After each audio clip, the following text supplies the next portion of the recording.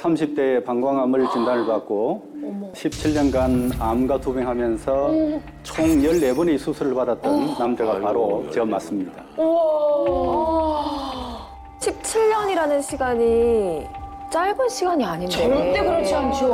너무 많이 힘드셨을 것 같습니다. 그럼 이렇게 선생님께서 겪으신 암이 방광암이었다는 거죠? 네, 맞습니다. 저는 발견 당시에 방광암 2기 환자였습니다. 네. 처음에는 1기라고 이렇게 진단을 받았는데 수술을 하면서 요도를 통해 가지고 네. 이제 들어가서 방광 안에 있던 암 덩어리 전체를 드러내고 이렇게 조직 검사를 했더니 이게 이제 2기로 이렇게 최종 진단이 된 거죠. 의사가 저에게 이제는 방광을 보존할 수 없고 방광을 전부 털어내야 하는 그런 상태라고 그렇게 말씀을 하셨습니다. 그런데 그때 제 나이가 고작 30대 초반이었거든요. 그러니까요. 그래서 한창 젊을 때였는데 그 나이에 이 방광이 없다고 생각을 하면 정말 속상하고 암담한 그런 상황이었죠. 그래서 제가 의사 선생님께 이 상담을 드려가지고 네네. 이 방광을 절제하지 않고 암을 치료하는 그런 방법은 없는지 그렇게 이제 자문을 이렇게 구해서 수술을 한 자리에 한 번 더 수술을 해서 남아있던 그 암을 다 드러내고 그리고 화학요법과 방사선 치료를 이제 하게 되었고요. 네. 그렇게 함으로써 이제 본격적으로 제가 암과의 사투가 시작이 된 것입니다. 네. 근데 이제 선생님 얘기를 듣다 보니까 몇 번이고 재발했다고 하셨거든요. 네, 맞습니다. 저는 방광 보존 치료와 한방 치료를 여러 번 이렇게 반복을 했습니다. 그런데도 암은 사라지지 않았고 재발을 하고 또 자꾸만 재발을 했죠. 그래서 수술과 치료를 반복한다고 해서 방광이 다시 생생해지는 것은 아니었습니다. 네. 오히려 방광 섬유화증 같은 이런 합병증이 생기면서 거의 기능을 상실하게 되어버렸습니다. 네. 결국은 9번째 수술을 하면서 방광을 전부 드러내는 그런 수술을 하게 됐는데요. 그런데 문제가 그게 끝이 아니었어요. 방광을 드러냈는데도 암은 다시 요도에서 또 재발을 하고 결국에는 나중에는 콩팥에까지 암이 번지고 말았습니다. 이럴 수가. 전이가 돼버렸네. 그러니까 재발을 해서 결국 방광을 절제를 했는데 콩팥까지 전이가 됐다라는 말씀이신 거죠? 예, 맞습니다. 그래서 제가 여기 지금 사진을 하나 준비했는데요. 이 사진은 콩팥에 마지막 재발을 한 암 사진입니다. 네.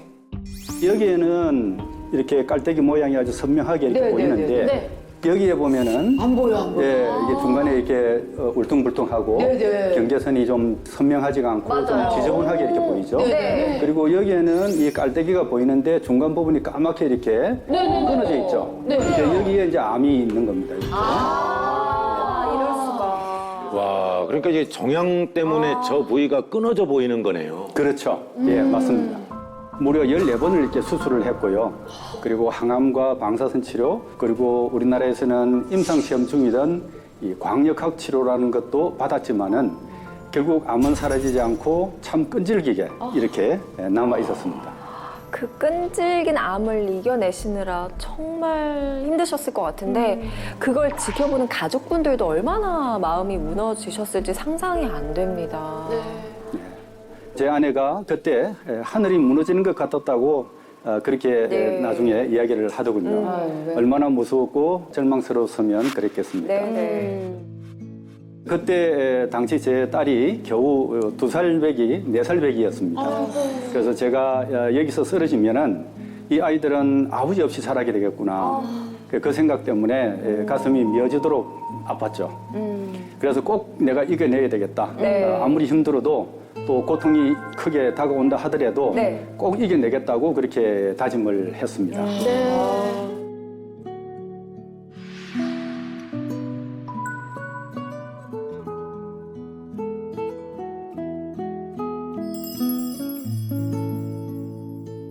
저도 이제 늦게 결혼해가지고 이제 다둥이 아빠다 보니까 힘들 때는 아무래도 아이들 생각부터 먼저 나게 되는데 선생님은 결국 이겨내셨잖아요. 네? 지금은 뭐 완전히 회복하신 거죠? 예.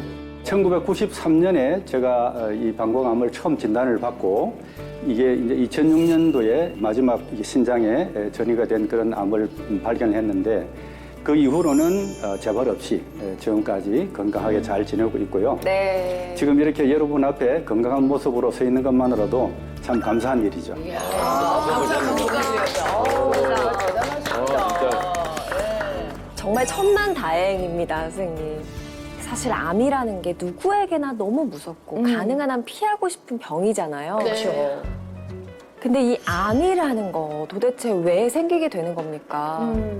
이 암은 네. 아직까지 원인이 제대로 밝혀지지 않은 것이 훨씬 더 많습니다. 네. 그런데 담배라든가 술, 그리고 스트레스, 또 바이러스, 또 곰팡이 독소 같은 이런 다양한 이 암을 유발할 수 있는 그런 인자가 있습니다.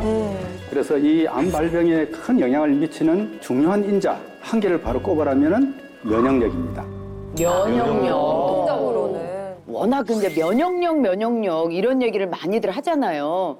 정말로 면역력이 약해지면은 암에도 더 잘 걸리고 그러는 건가요? 네, 맞습니다. 네, 면역력이 떨어지면은 우리 몸은 스스로를 암 세포를 감지하고 제거하는 이런 능력이 떨어지게 됩니다. 네, 그래서 우리 몸 안에는 매일 수천 개의 비정상적인 세포가 생겨나는데요.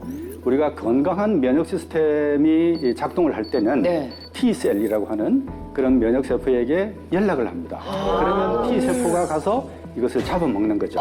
예. 표시를 해놨습니다. 네네네. 그래서 이제 이런 건강한 면역 시스템이 작동이 될 때는 우리가 암의 발생이 안 되겠지만 네.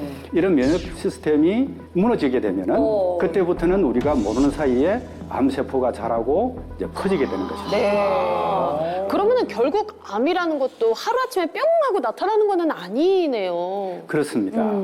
암은 단순히 유전이나 운 때문만은 아니고요. 대부분은 몸이 보내는 작은 이런 이상 신호들을 오랫동안 무시하고 그냥 지나쳤을 때 생기는 것입니다. 네네. 저처럼 견디기 힘든 피로감이 아주 오랫동안 이렇게 지속이 됐다든가 아니면 소변이나 대변이 이상해지거나 아니면 이유 없이 체중이 갑자기 줄어드는 것과 같은 사소해 보여도 그런 신호들이 계속 반복이 된다면 네네. 반드시 점검을 해봐야 되는데요. 그렇겠네요.